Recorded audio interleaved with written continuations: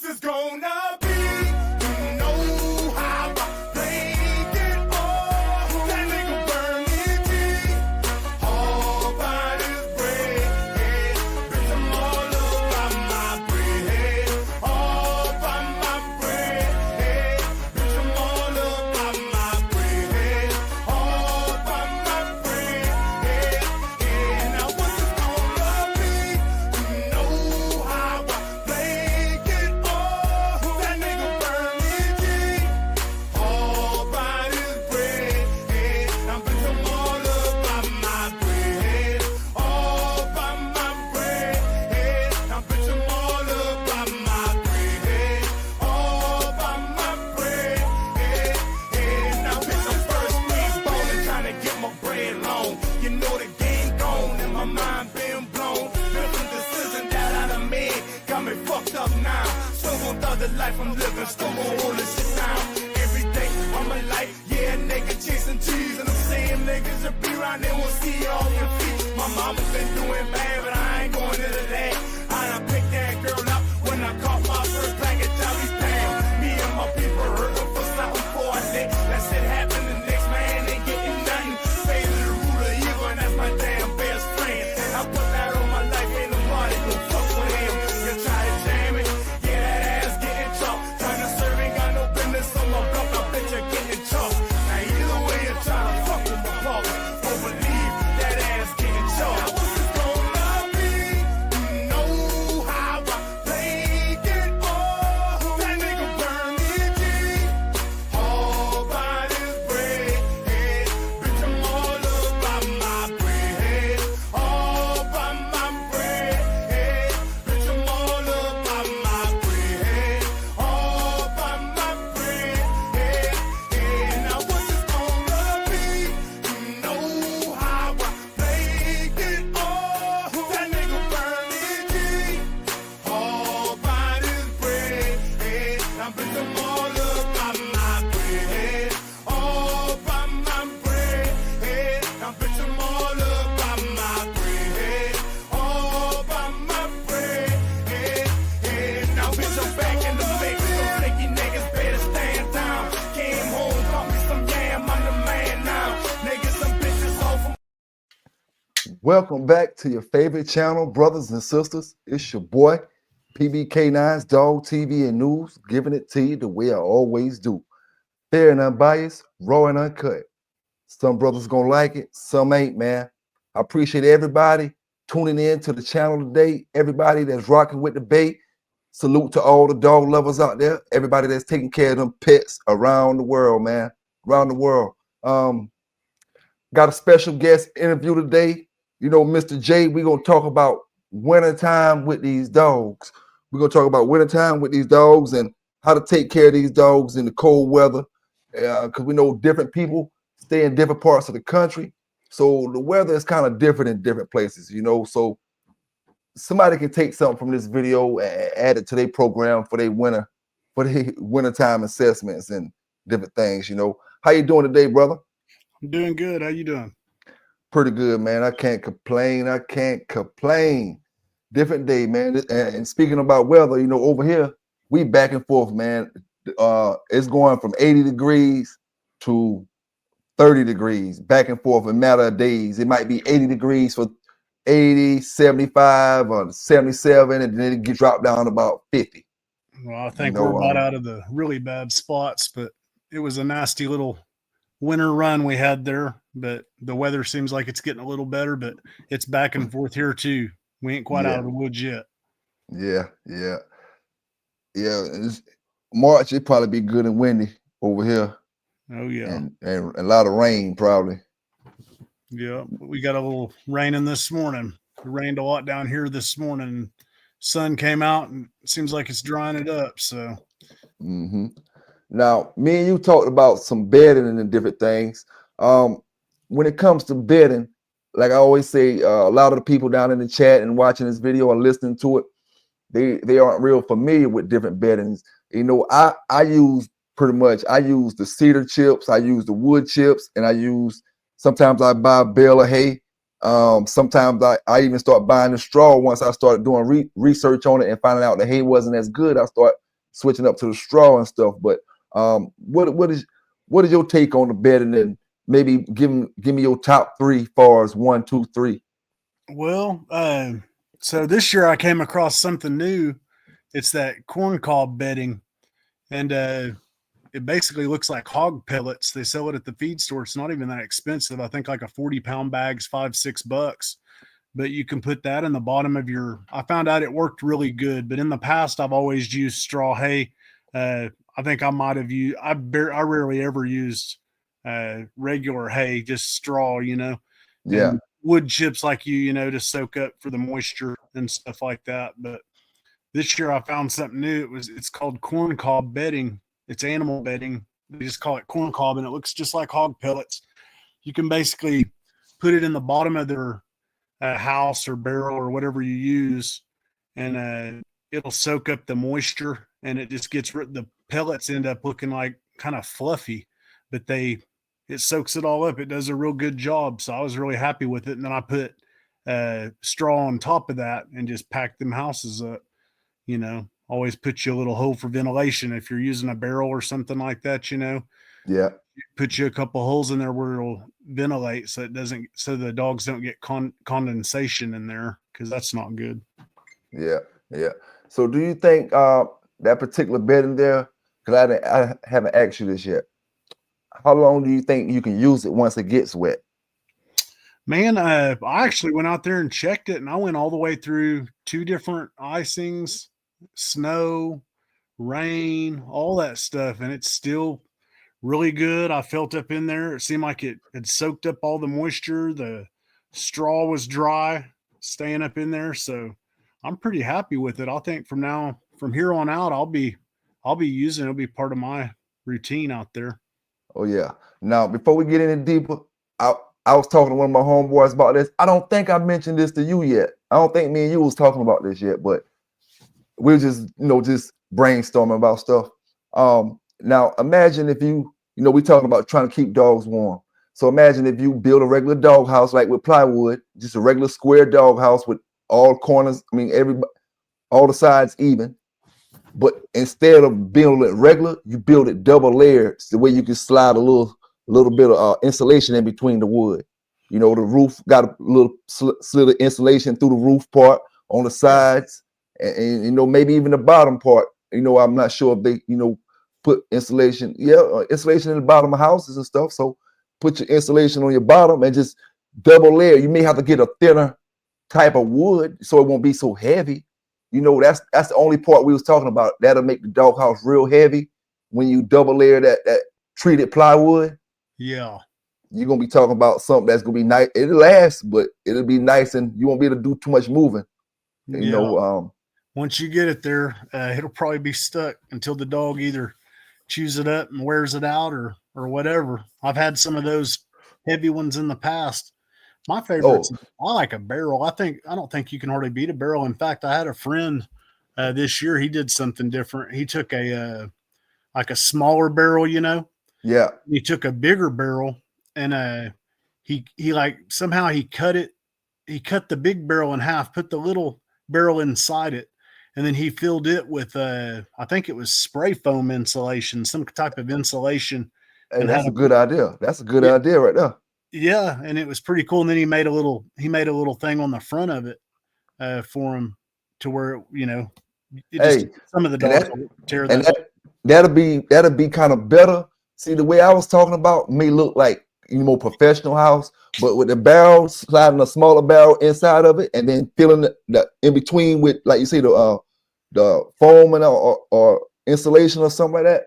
Yeah. That'll be good. I ain't never thought about that. That's what he made a pretty cool setup. He's a pretty handy guy with stuff like that. But yeah, I thought it was pretty neat the way he set it up. Now, let me ask you this before I forget it, because I don't got this on my notes, and we was talking about barrels in the houses. What are my brothers and our brothers and sisters supposed to do when we're doing everything we can to make sure these dogs warm, but we got this crazy ass bitch that just want to tear our house up all the time? No matter what we're doing, she want to bite the damn house up or shake this up. You like the barrels is the best thing that worked for me in that situation, because I had one bitch, she just tore every damn dog house I had up. Oh yeah. She go for the barrel too, but I mean, there's only so much she can do to the barrel. Yeah. Well, that's why I prefer a barrel, is just because they're basically indestructible. They can chew up the corners and gnaw on them and stuff like that, but they're not eating no barrel up. But I've had those wooden dog houses where they just, start Now, chewing on them and chew them to the ground, basically. yep. Now they give us hell about them barrels and stuff sometimes. But let me ask you this, man, and this to anybody out there listening. But what is the difference between a barrel and a tractor supply dog house other than the shape? In actuality, the barrel is built with a heavier plastic. Yes, and it's better. It's airtight. Which if you get any dog house that you buy, if you go out there and spend, you can go out and spend $200 on an igloo, and I've done it too. But those igloos aren't as good as the barrels if you set the barrel upright. Now, if you're just taking some old barrel, cutting you a hole in it, throwing out there and putting a piece of wood up against it and thinking that's going to hold up, then the dog goes out there wrestling his dog house, and next thing you know, he's out there freezing to death. Well, yeah, you're an idiot. But if you set your barrel upright, it's about the best thing that you can have for a dog house, in my opinion. Yeah, me too, man. Me too. They may give a certain look when you see 10, 20 barrels or 30 barrels or something, but believe me, if a brother got that many dogs, them barrels I believe gonna keep him more secure, and he got the barrels for a particular reason. I mean, like what I'm supposed to do, okay, I go buy another dog house, I go buy another one, eventually I'm gonna run out of money. I mean, what you gonna say? I'm a bad pet owner because I can't afford it no more. I told you that story about, I think one time I told you that story about whenever I went and bought 5 igloo dog houses. I had a litter of pure Eli males or pure Eli pups, and it was time to separate them and stuff. And I had them all through a little spot out there, and I went and spent a bunch of money on igloo dog houses, and all night long I heard them out there just pushing them all around the place and wrestling with those igloo houses. I went out there the next day and they'd chewed the plugs out of the tops of every one of them and rent them brand new houses, after I spent all that money. And not long after that, this is when I got really good with barrels, because I said, man, I'm going to have to do something different. And I went and they make over at like your, whatever you've got there, like your lumber place or whatever, they make these garage hanger. I don't know. They're big pieces of wood. They're thick and heavy. And this time I went out there and I took a chainsaw. I bought one of them, and I actually took a chainsaw and cut it on site and cut me about 6 of those big old slabs up. They weigh about 70, 80 pounds. The wood's so thick, and I drilled holes through them and put some big screws and hooked it up to where those pups couldn't push those barrel houses around. And those lasted for some of them are still out there, still out there going, most of them I've replaced. But like I said, those lasted a real long time. And then I got to where I got a little sawmill and made my own, because those boards are pretty expensive and they don't always have them over there to get. So I made my own. And then another thing you can do is take them and stack them, take 3 of them, put them together, drill your hole through there, and then put the screw through the backside, then put your bolt on to where that's bolted real tight, and then take your like what you cut your chain with, your wire or your chain cutters, and cut the ends of those screws off, and then beat it flat with a hammer. That way it doesn't scratch the dogs if they rub up against it. But you do that right there, and they ain't moving them houses around, Yeah, you're right about that. Now, have you ever ran across a dog that just wouldn't go in the house unless maybe it was pouring down raining? But other than that, he just want to stay outside, sleep on the ground. I've had a couple of dummies like that over the years.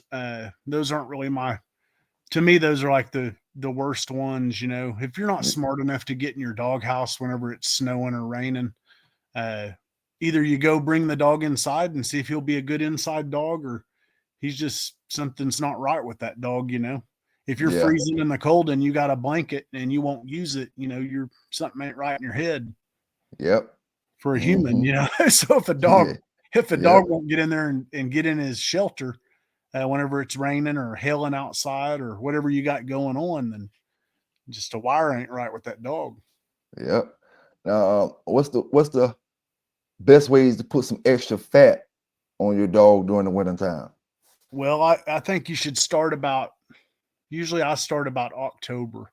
And because you're coming through your hot months of the summer and Mhm. it's starting to cool off in October. You don't want to wait too long, but I like to get I like to get my dog's butterball fat in the wintertime because a pit bull, or an American pit bull terrier is not like a Alaskan husky or a Malamute or one of these other breeds that have these thick coats. Now they can withstand cold more than a lot of dogs, but if you fatten them up, that goes a long ways. If a dog's out there looking like he's ready to go to a confirmation show and he's all he don't have no fat on him, he's all sucked up, and he's out there in the cold, then he's gonna be cold. You know what I mean? He needs that Yeah. extra fat to keep him warm in the wintertime. So about October, I start really beefing the dog's weights up and get them all uh, thick and fat, and Mhm. about this time of the year, I start backing the food down because in your hot months, you don't want them carrying that extra fat because they'll get too hot out there once the heat Yeah. comes.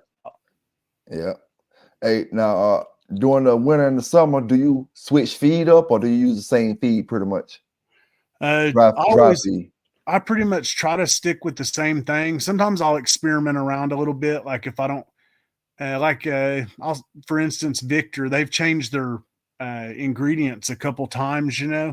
which Yeah. bothers me. They're charging the same amount for the bag, but they're switching their ingredients up when you're looking at it. So I may experiment with this or experiment with that, but I try to keep them pretty steady. And I like a beef type protein.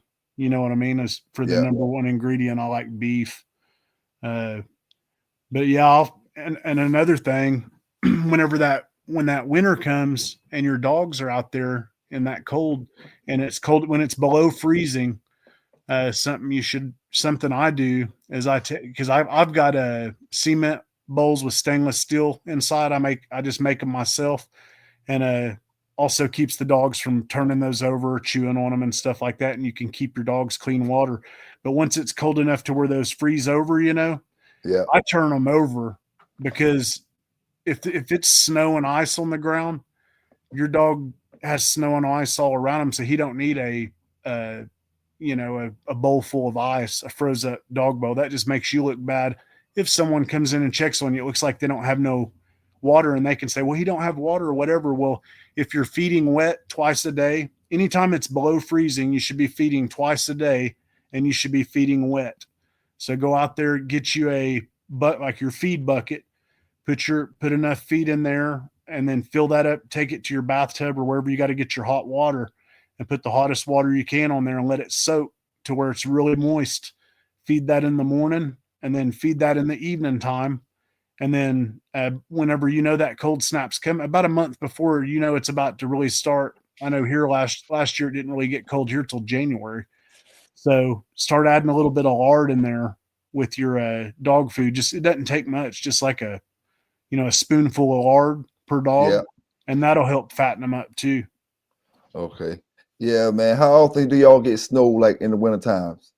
It just varies. This year we had two bad snaps to where it got really Y- cold and iced over and snowed up, and then y'all it get melted s- off. y'all get snow every year? Pretty much every year we'll get some. Sometimes it's worse than others. Sometimes we'll get a stinking blizzard, and then I mean Yeah. the weather's real up and down where I stay. Yeah.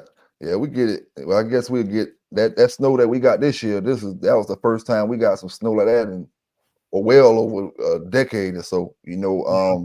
but you know, them few days that we did get it, man, I was coming out, I was boiling water and feeding my dogs, not boiling where they couldn't drink it or nothing, but I boil it till I start steaming, get Yeah. hot. Man, I was just going out there because it was like feel like we was in Alaska or something out there, boy. I ain't gonna lie. And that This was, was a cold yeah, this was a cold winter. I mean, like I said, I've seen a couple deals where, people go down or whatever. Someone will come out and check on their dogs. And the worst look is whenever your water bowls are froze up and stuff, you might as well turn them over, feed wet. And if your dog's dehydrated, uh, then that's on you. But if you're feeding wet twice a day and they come in and judge you for whatever's going on, but your dog's not dehydrated and your dog's full of life and jumping all over the place and he's not cold or nothing like that, then your dog's fine. He's healthy. You know, they can't really say nothing about that. Yeah. 2 points you just made. Remember the dehydrated that you was talking about just now, just in case I forget it. I wanted to speak on the water because one of my homeboys had got ticketed one time for having frozen water in his bucket when they came at like 8:30, 9 o'clock in the morning on a cold winter, freezing day. And like you said, keep the buckets turned over because you're gonna put more water in there, I guess, your fresh water, because it's going to automatically be frozen the next morning. It's going to automatically be frozen. That's what I'm saying. Just prep yourself. And then what you can do, if your buckets are turned over, then they'll say, you didn't even have no water out there. Well, I purposely turn my buckets over because I know that they're going to turn to ice. And I'm going out in the morning and feeding them wet, which means basically what you're talking about. You can boil the water and put it in there to get it all steamy. I can just put mine on hot and get it hot enough where it's hot enough to where it'll soak up in steam. But whenever you feed, in the morning and night, that's the key deal, is to feed when you get up. Get up about 6 o'clock or whatever time you got to get up to be at work, but make sure you feed in the morning and then feed at night, and your dogs will be hydrated. And then keep an eye on them. If you go out there and you see a dog that he won't come out of his doghouse because it's too cold, your dogs should run up out. It doesn't matter what the temperature is. Those dogs are excited to see you and they want to get petted. So if they're out jumping around and stuff, they're doing good. But if they're staying up in their house and shaking or something, or an old dog, then maybe that one you move inside, or have some extra kennels for an old dog or something if you've got one on the yard like that. Yeah. Now, is being dehydrated something brothers and sisters have to really watch for in the wintertime? If you're not keeping them, if you're feeding dry kibble and going out there and giving them a sip of water, some people will go out there and say, here, I'm going to give this dog a sip, let him drink this, which there's nothing wrong with that. It's an extra step, but that ain't all you want to do to keep them hydrated, because it is cold out there and your body burns more calories if it's cold.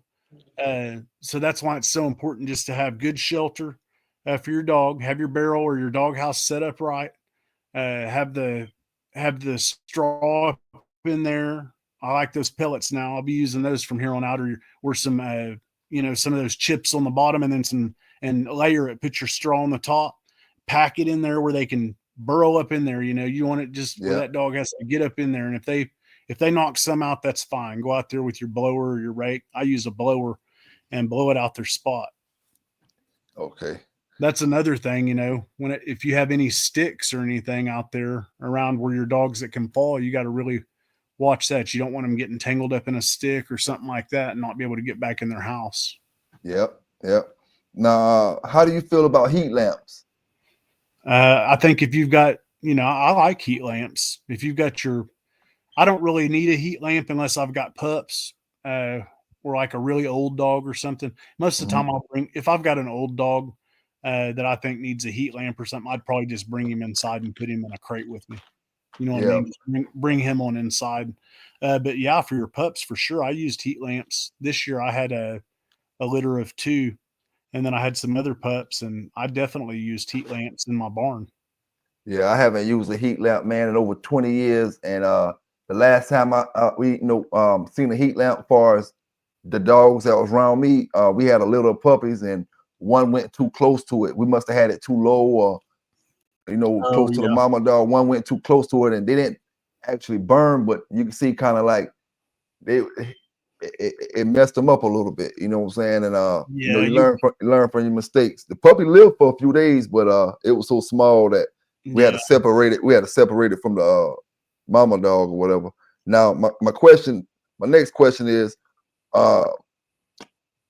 what's the best way to regulate a puppy's temperature once it get down below, and you in red territory, it may not last overnight or something? What's the best way to get it back up?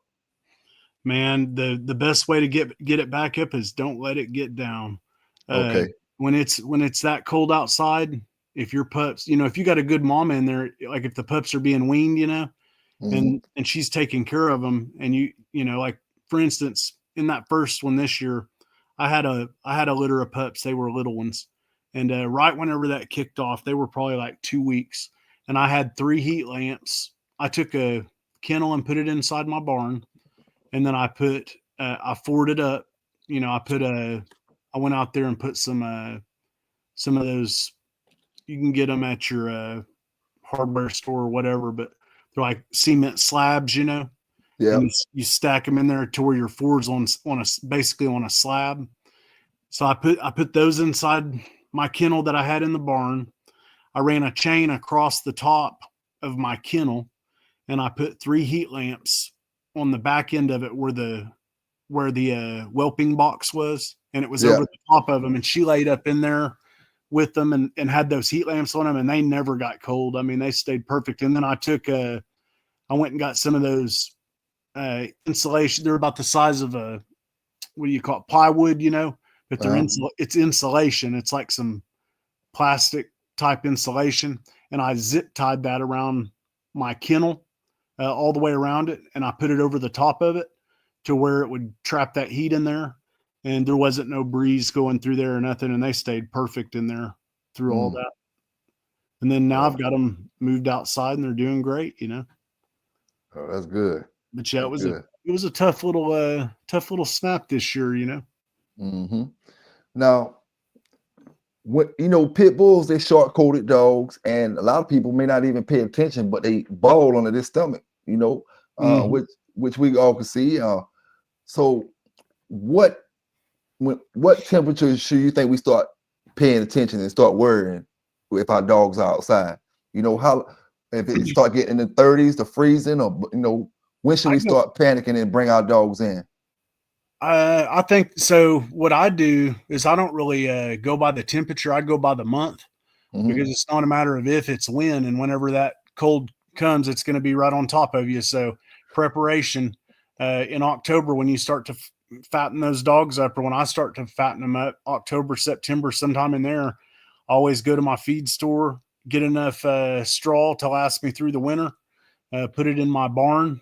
That way I've got it on deck, and I go ahead and start stuffing those houses as soon as I feel that weather change, because at any time a front can come through, and you don't want to be caught with your pants down, basically.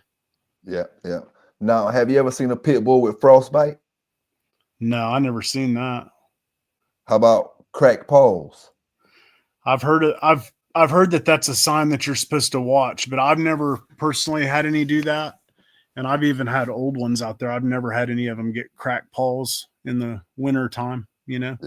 I've got a dog so old right now. He's probably close to 16 years old, and he actually is going bald. Like, he's losing his hair on his underside, And so I brought him inside with me this year during the cold time, just because he didn't have as thick a coat. He's going bald, but I mean, he's 16 years old.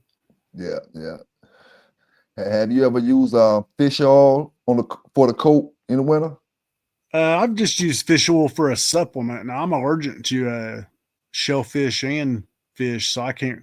But I do use it on the dogs. Like, it ain't gonna hurt me to throw them a gel cap or whatever.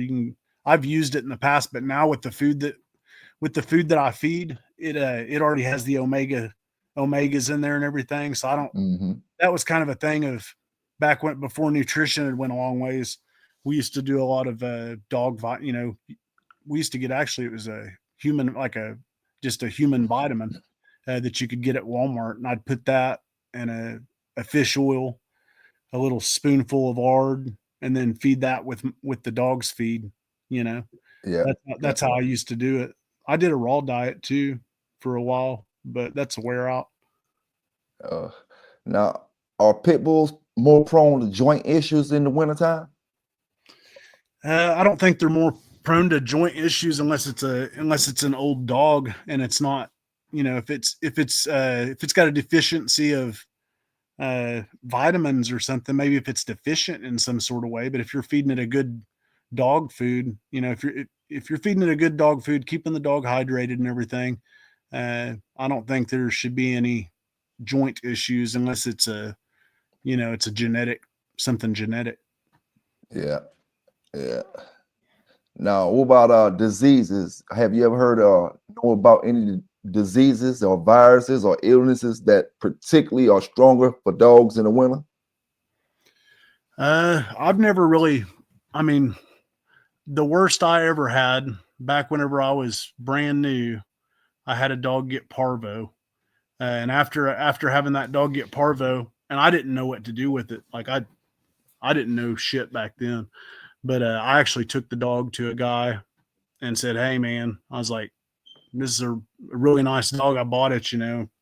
You can have it if you can save it. It'll probably be a really good dog." I was like, I don't know what to do. And he took it to another old dog guy, and uh, they ended up curing it. And then about 2 years later, they showed up on my front door with it, and he was a beautiful dog. I said, "Wow, man!" I was like, he was like, "Yeah, there he is," you know, and I couldn't believe it. Oh, damn. But yeah, after that parvo, after having parvo that year, I never went without vaccinating my dogs again. I always studied. You know, I used to use ivermectin, 1% injectable, and I'd use zero point 0.1, you know, per 10 pounds. You know, the old way, and then I would just have a little worming you know, use your parental or your safeguard and all that stuff. But now I just use a chewy pill, just a next guard. Plus, will take care of fleas, ticks, worms, heartworms, pretty much everything when your dog. It's expensive, but it's worth it. And you don't have to do all those different worm. If you add up the cost of every little worming and the old way, it probably equals out to about the same, and it's way less work. Put it in a chewy, let them chew it up, and you're done for the month. You don't Yeah. have to do no fleas, ticks, nothing, worms of any kind. Yeah. What about Just I see a few brothers. Well, I can't say I see, but anemia in dogs in wintertime and having dogs that aren't fully healthy. You know, have you seen dogs suffer bad from anemia? I've seen dogs on other yards, but man, if I got a dog that's got an issue like that, I try to get on top of it because it bothers me. You know, Yeah, I'll bring a yeah. dog inside, or you know, I'll get some chicken. If I had a dog, let's just say that I had a dog that had anemia, or it was having some sort of an issue, wasn't eating right in the wintertime, wasn't drinking. Then I'd say the winter was too hard for that dog, and I'd probably move the dog inside and get me a. I'd probably boil up some chicken quarters, and a lot of people say you don't need to boil them; you can just feed it to them. But they do put a lot of salt in there, so you can feed them raw. You can feed them raw, or I just prefer to. I got a Ninja, you know, pressure cooker, Uh-huh. and I do that whenever I'm weaning pups too. I use that. But anyway, I'll get me some chicken quarters. It's pretty cheap, you know, $6-7 for a 10-pound bag. Throw me a couple of those in there. Pressure cook them for about 15-20 minutes. Uh, let the steam off of it. Debone them. Give them to that, and I bet you there's not too many of them anemia dogs that won't eat that up. Yeah, yeah. You know.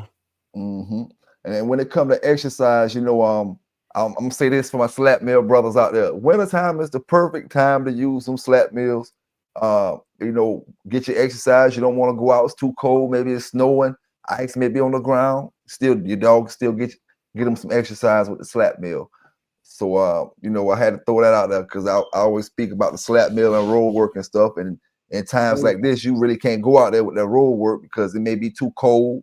Um, like I said, maybe ice on the ground, Yeah, you'd be snow. looking like a crazy man out there walking in that snow like that, falling down in the ice. Put that hmm dog, put that dog on the meal, and he'll love it. Yep, You know, he yep, there's nothing he'd rather do than if it's cold and he ain't, you know, he's out there sleeping all day. These are active dogs, you know. They want to exercise, they want to do stuff like that. They enjoy it. So I mean, you could even go out there with the fort pole. He might slide around in the ice, but he wouldn't, you know, that dog ain't gonna care. But yeah. just whatever you can do, you know, to keep him active. Now, when it comes to age-wise, say I'm putting a puppy outside in his own cage, his own doghouse. Um, would you still trust the doghouse to keep a real young puppy warm? If you've got it, if you got it set up right, you shouldn't have any issues. I wouldn't put a young puppy on a. Me myself. If I think a dog needs to be, depending on the dog, how big it is and stuff like that, and how mature it is for its age. Uh, I don't ever put a dog on a chain unless I actually absolutely have to, because it's, you know, further advanced than most dogs its age or something. Maybe it matured really fast and it's really wound tight and it's climbing out the kennel or it's doing some crazy stuff, and it's just the last resort. It would be a last resort for me. But I like to keep them in kennels up to a certain age. And then whenever I feel like they're ready to be moved to a chain spot with the proper setup, that's how I do it. And that's another thing to speak on, a lot of the people, there may be people listening in, maybe everybody's not a real pit bull person and don't understand these dogs, is they look down on you for keeping your dog on a chain whenever there's really no better way to keep an APBT than a proper chain setup for many reasons. Like out here where I'm at, I got cows and stuff like that all around me. And the last thing we want is one of these dogs to get off and go after somebody's cow. Your neighbor won't appreciate that. They'll shoot your dog. So you got to keep your dog out of trouble because it's in their DNA, to do stuff like that. So you can't fight nature. So the proper way to keep an American Pit Bull Terrier is a proper setup. You got to have your swivels and all that stuff hooked up right to where the dogs you don't want no janky setup. There's nothing worse than seeing a janky setup, a chain that's too short, where the setup where the stuff ain't working. You know what I mean? It's got to be safe for the dog. It's got to secure the dog, keep the dog where it's supposed to be. And then the only time that dog goes off is if you go out there and take it off. And then they can wear them chains out too. So you got to watch the chains. If your chains start getting thin, it's time to change that chain out, Yeah. You're right about that, man. Yeah. Anything else you want to leave the brothers and sisters down in the chat and the ones listening to this with about this winter weather and these dogs, man, before we get up out of here? Just take care of them dogs, because you don't want to be that person when they pull up, or Amazon or whoever's delivering those packages come out there and they judge you because they see dogs in barrels or a dog on a chain or whatever, and they want to report you because they feel sorry. They don't understand what's going on. Just be on top of your shit. Like I said, feed that wet twice a day. Make sure your dogs are hydrated, healthy, proper setups, warm, sheltered, all that kind of stuff, so that if they do come, they ain't got nothing on you. And if they do take them, and whoever your vet is can go out there and verify if a dog's dehydrated or unhealthy or not. Yeah. Now, I thought of one more question before we get up out of here. Okay. Is there a minimum fat level in the dry dog food that you feel like should be a minimum for the wintertime? You know how I get the food when my regular be 24-20. For as fat level, is there a minimum you think, or? I don't really think it's about just that. And you can also supplement, if you want to feed some chicken in there too, some like I said, chicken quarters and stuff like that. A lot of times, whenever it's really, really bad out there, I may even boil up some of those chicken quarters and mix them into my wet dog food, and that's going to add fat to it. But if you're putting that lard in there, when you put that lard in there, man, that's going to be more than enough fat right there. If you got your dog fat and he's fat and sassy out there and ready for winter, he'll be all right as long as you've got him sheltered right and set up right, I think. Yeah. Hey, man, I appreciate you today, man. I appreciate all the knowledge and wisdom you bringing to these brothers and sisters down in the chat, and the ones, like I said, listening, that's cleaning up their house, just walking around, but they listening to what we're talking about. I appreciate you, brother. We about out of the winter, brothers and sisters down there. We about out of the winter, so we going into the spring now. Summertime is just as worse as the wintertime, if not worse. Not worse. Because a lot of things we don't have to worry about. We don't have to worry about. Well, I'm gonna say snakes could have been out down here this year, but for the most part, we don't have to worry about snakes in the winter. Certain insects and things that don't come out in the wintertime, but summer, man, you got to worry about it all. Yeah, and the heat, what I mean? Shade, all that stuff. If you don't have trees, then you need to figure out a way to make sure your dogs have shade, because you don't want them out there roasting in that sun either. That'd be worse than that heat lamp whenever it gets up to 110 out there, fresh water. Yep. Hey, like I said, brothers and sisters, hope y'all appreciate the interview. Big salute to you, Mr. J. Hope you have a great day. Hope the brothers and sisters down in the chat have a great day. Y'all stay safe. Y'all stay legal, and we out. For a long time now, American Pitbull Terriers have been considered a menace to society. This is so far from the true essence of the breed. Don't miss the chance to pre-order your copy of the Pitbull Encyclopedia today. Learn the breed and what it takes to properly care for the dog. For all inquiries, don't hesitate to contact Pelican Bay K9s for further instructions. Don't go another day lacking.